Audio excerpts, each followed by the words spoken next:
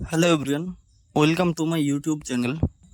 আজকে আমরা আলোচনা করব ক্লাস 7-এর লেসন 11 আর কে নারায়ণের লেখা দ্য এক্স গল্পটির থেকে পার্ট 2 বা ইউনিট 2।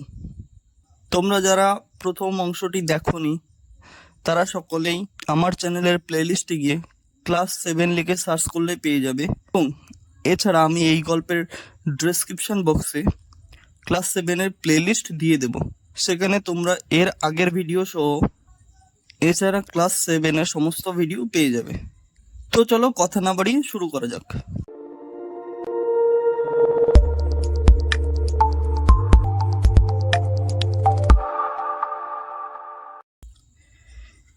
ইউনিট 2, দ্বিতীয় পর্ব। Let's continue. চলো চালিয়ে যাই। But one day a car sounded its horn angrily at the gate. কিন্তু একদিন একটি গাড়ি কর্কশভাবে গেটের সামনে হর্ন বাজালো। Valan hobbled up with the keys. Valan খুঁড়িয়ে খুঁড়িয়ে চাবি নিয়ে এলো।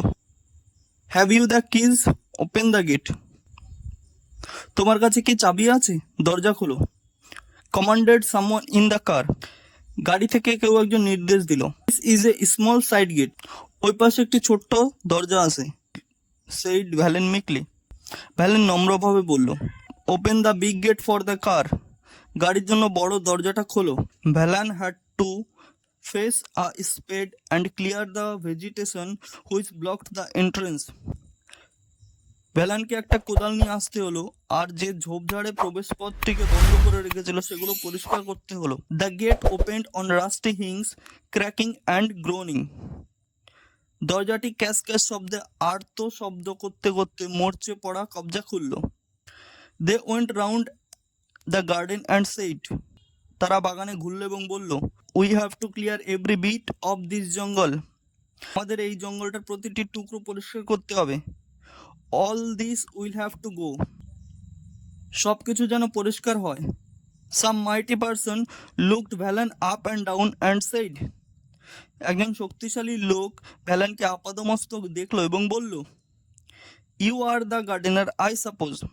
আমার মনে হয় তুমিই মালি। We have not much use for a garden now. আমাদের এখন বাগানের তেমন দরকার নেই। All the trees except half a dozen on the very boundary of the property will have to go.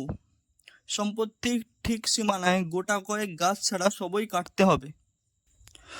A week later, one of the sons of his old master came and told Valan.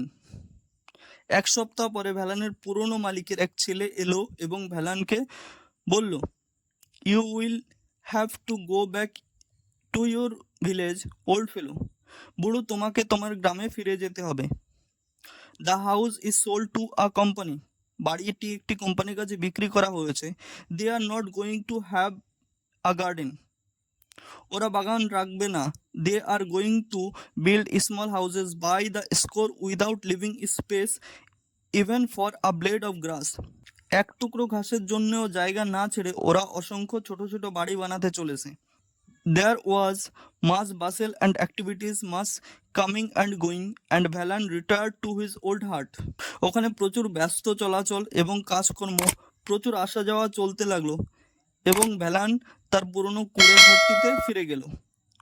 When he felt tired, he lay down and slept. যখন সে ক্লান্ত বোধ করত তখন সে শুয়ে পড়তো এবং ঘুমাতো। At the other times he went round the garden and stood gazing at his plant. অন্যান্য সময় সে বাগানটা ঘুরে বেড়াতো এবং তার গাছগুলোর দিকে এক দৃষ্টিতে তাকিয়ে থাকতো। He was given a fortnight's notice. তাকে পক্ষকালীন নোটিশ দেওয়া হয়েছিল। Every moment of it seemed to him precious. তার কাছে প্রত্যেক মুহূর্ত মূল্যবান বলে মনে হতো। He would have stayed till the last second with his plants. সে শেষ অবধি গাছগুলোর সাথে থাকতো। দ্য সাউন্ড অফ অ্যান অ্যাক্স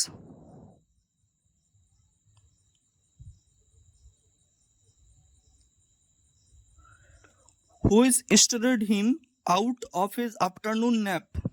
যদি না একটি কুড়োরের আওয়াজ যা তাকে দুপুরের অল্প ঘুম থেকে জাগিয়ে তুলেছিল, It was just 2 days after he was given notice. তাকে নোটিশ ধরানোর ঠিক 2 দিন পরে।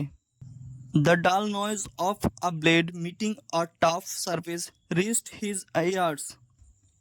একটা শক্ত তলের উপর ধারালো ফলা পড়বার একঘেয়ে আওয়াজ তার কানে পৌঁছালো। He got up and rushed out. সে উঠে দৌড়ে বেরিয়ে গেল। He saw. সে দেখেছিল 4 men hacking the massive trunk of the old margosa trees. 4 জন লোক পুরনো নিম গাছের বিশাল গুড়িটা কাটছিল। He lay out a scream, stop that. সে আর্তনাদ করে উঠল, বন্ধ করো। He took his staff and rushed at those who were hacking. সে তার লাঠিটা নিয়ে যারা কাটছিল তাদের দিকে ধেয়ে গেল। They easily avoided the blow he aimed.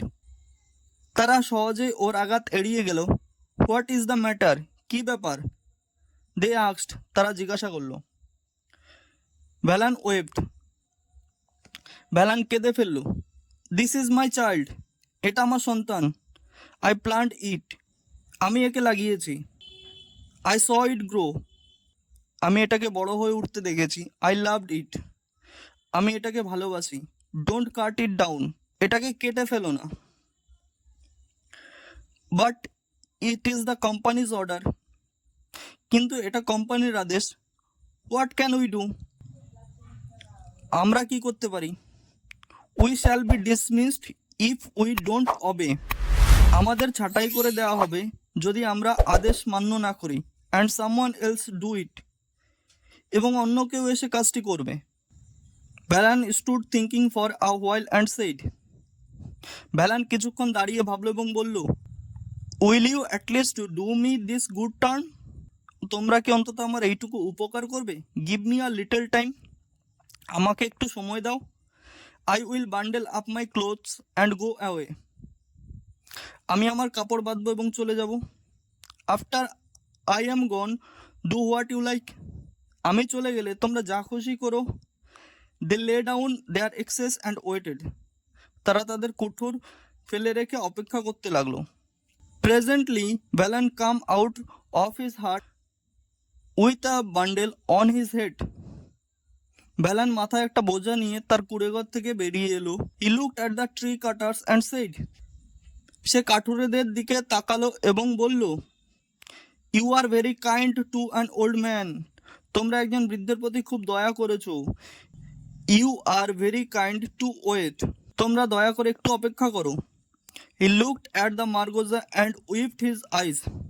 সে নিম গাছটার দিকে তাকালো এবং তার চোখ মুছল। Brother, don't start cutting till I am really going far and far away. ভাই সব, আমি যথেষ্ট দূরে, অনেক দূরে চলে না যাওয়া অবধি কাটা শুরু করো না।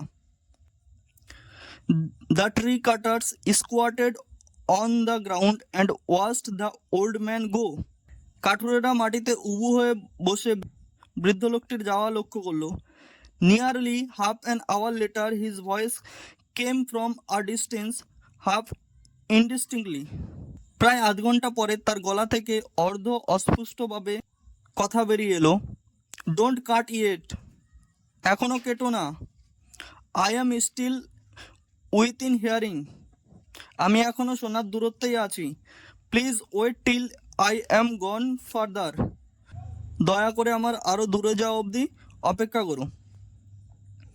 Thank you everyone for watching my videos. আমার এই ভিডিওটি ভালো লাগলে লাইক করবে, কমেন্ট করবে এবং বন্ধুদের সঙ্গে ভিডিওটিকে শেয়ার করবে। তাছাড়া যারা চ্যানেলটিকে সাবস্ক্রাইব করেনি তারা সাবস্ক্রাইব করে নেবে।